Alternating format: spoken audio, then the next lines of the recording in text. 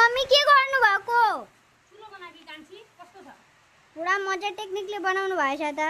यताबाट दाउरा हाल्नुपर्छ यो मुख हो यतापट्टि चुलाको अनि यताबाट चाहिँ अब धुवाँहरू जानु पर्यो नि त यो बनिसकेकै छैन नि माटो पुगेन त अनि बनाउँदा बनाउँदै यता पानी पनि परेर माटो लिन जान पाइनँ अनि अब फेरि माटो ल्याएर फेरि बनाउनु पर्यो। ए अनि यो चाहिँ कहिलेबाट सिक्नु भएको बनाउन? यो मैले बुझ्नु अगाडिदेखिबाटै सिकेको म टिनको पत्तामा पनि चुलो बनाउँथेँ थालमा पनि बनाउँथेँ गामलामा पनि बनाउँथेँ र अहिले चाहिँ मैले यो एउटा थोक किन्न पठाइएको थिएँ।